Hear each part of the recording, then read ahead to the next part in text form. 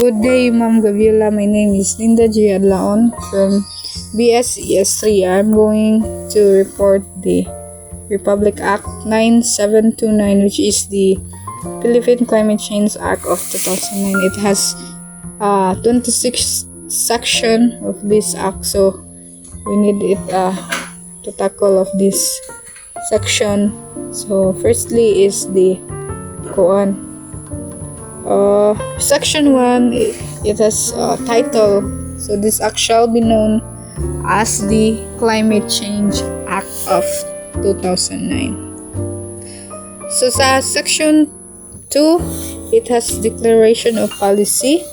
So it is the policy of the state to afford full protection and the advancement of the right of the people. So it declare that we need to protection and advancement for the right people to aron na protektaan ang people to have a healthful ecology in accord with rhythm and harmony of nature.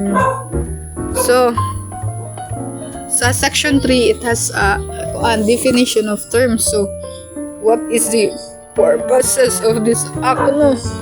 So yung purpose is shall have the corresponding meaning. So it is the adaptation, adaptive capacity, and anthropogenic causes, climate change, climate variability, so sa mga climate, so pag-mitigate that sa greenhouse effects, greenhouse gases, it's like that sa sea level rises, sa mga kanang effect and causes of this, zone ani pag-mitigate, no.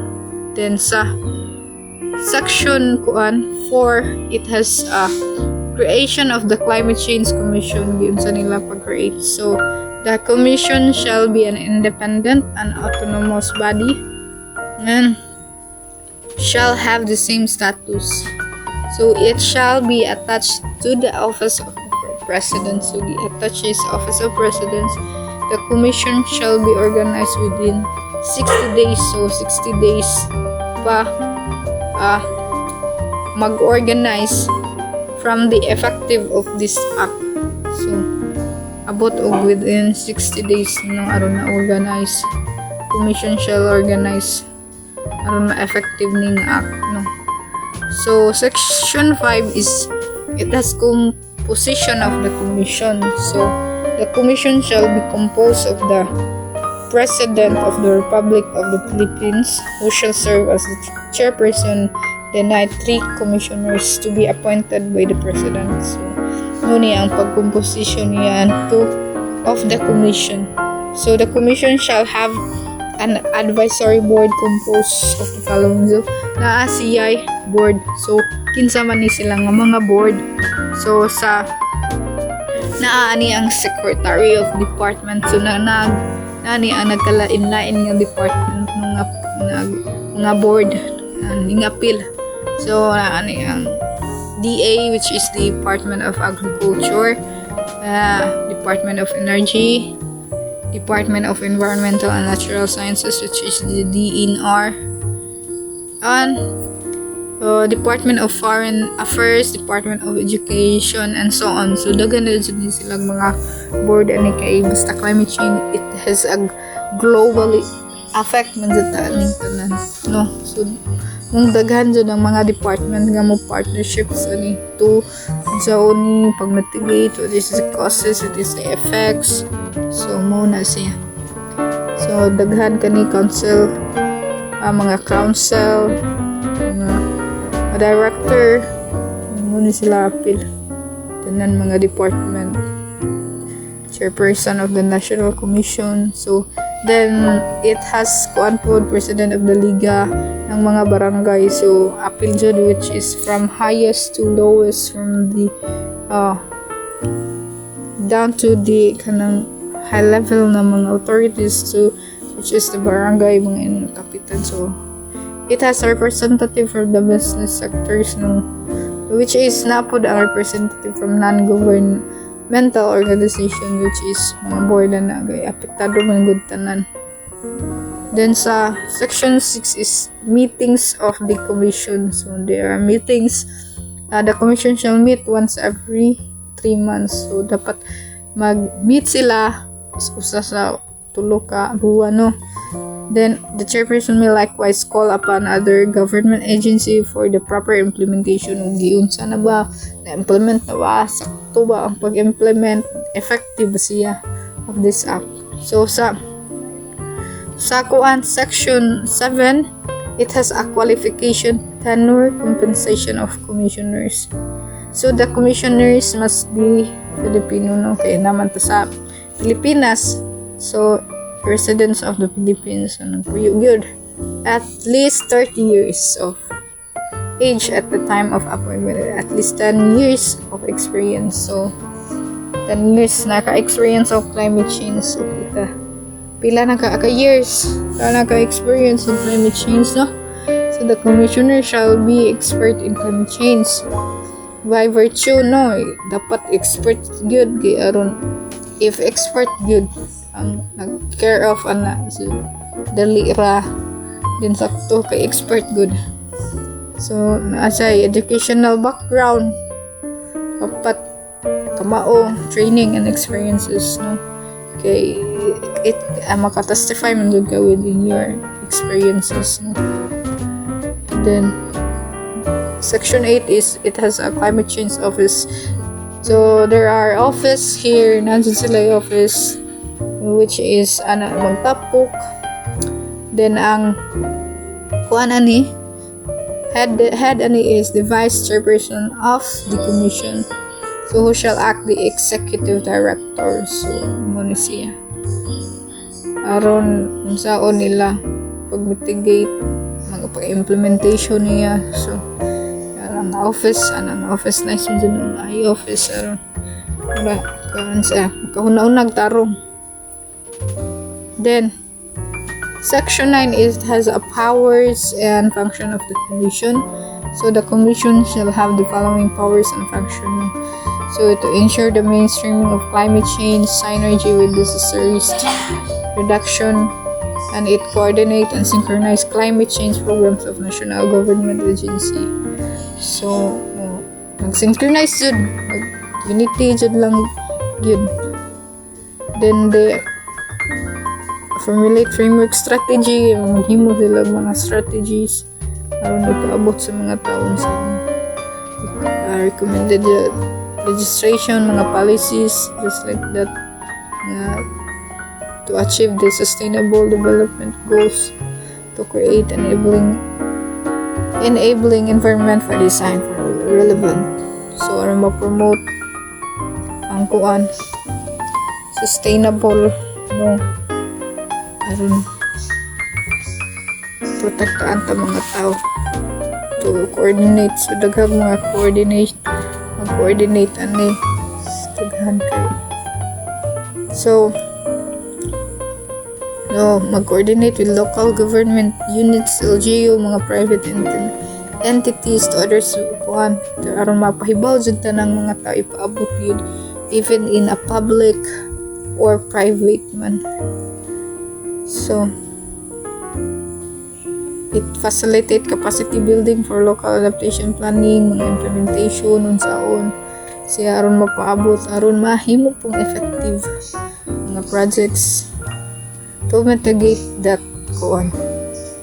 causes of climate change. So sa section 10, it has a panel of technical experts. So the commission shall constitute a national panel of technical experts consisting of practitioners in disciplines that are related to climate change. So it has panel and experts dun, in order to mitigate that. Then section 11, it has a framework, strategy, and program on climate change. So na say strategy gyud framework. So the commission shall within 6 months from the effectivity of this action, right? So 6 months in order to effective ng act. So the framework shall serve as the basis for a program for na ang climate change planning. But may plano, research, good development, extension, and monitoring of activities to projects. So we need to monitor it, no? Then Section 12, it has a components of the framework strategy. So, ang components to framework strategies and program on climate change. So, policy formulation, compliance with international commitments. So, mga commitments, good. Hindi nga commitment. Then sa Section 13, it has the National Climate Change Action Plan. The Commission shall formulate National Climate Action Plan. So, mag-formulate yun, then mag-coordinate sa uban country. Then, ito assessment and management of, so the identification of GHG, the greenhouse gases mitigation potentials. So, unsaon dun ni parang ma-mitigate. Then sa Section 14, it has a Local Climate Change Action Plan, so which is LGUs na shall be frontline agencies. So niabot na sa atong local government unit, which is it has a implementation good sa climate change action. Unsaon pag what is the causes and effects and how to mitigate it. No? Then sa Section 15, it has a private sector participation. So, it motto nga, it is not kanang wala ra sa public ra, but it also in private sector na. So, this section encourages the private sector to participate dapat mo participate sa climate change kay it is a serious ning kuang panghitabo gyud, serious nga maapektuhan tanan tao dato man og pobre. So Section 16 is international cooperation, so which is globally is an international good.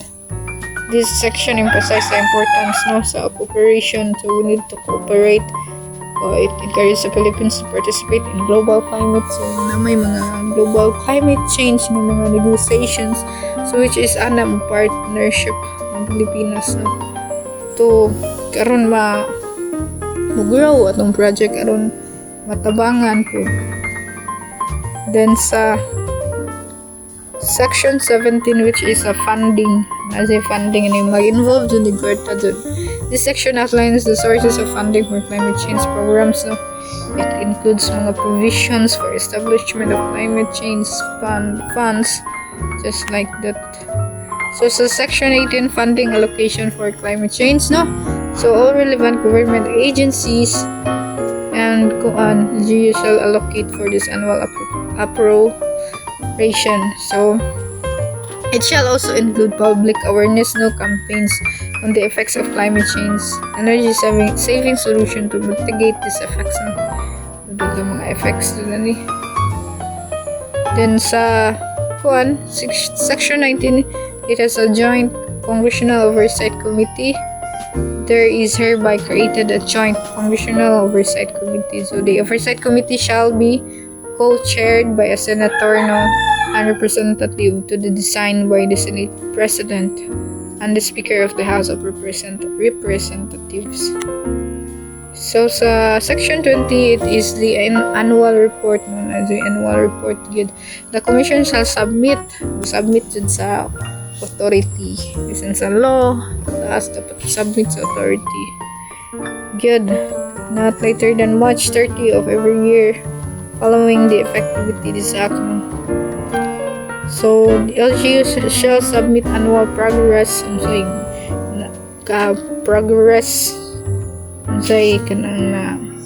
nahimo na of the respective local action plan to commission with the first quarter of the following year. So, sa appropriation, the sum of 50 million pesos is hereby appropriated as an initial operating fund. So, 50 million pesos, Presidential Task Force on Climate Change. So, the sum shall source from the President Contingent Fund. So, maging give money dun. So, Section 22, it is implementing rules and nag-implement ang rules and regulation. So, within 90 days after the approval of this act. So, nara sa 90 days, shall, upon consultation with the government agencies, LGUs, private sectors, NGOs, and civil society. Section 23 is a transitory provision, so Munisia. Upon the organization of the Commission, the Presidential Task Force of Climate Change created under the Administrative Order 171. Then they provide further that the office and employees thereof shall continue in a holdover capacity. So, muna siya.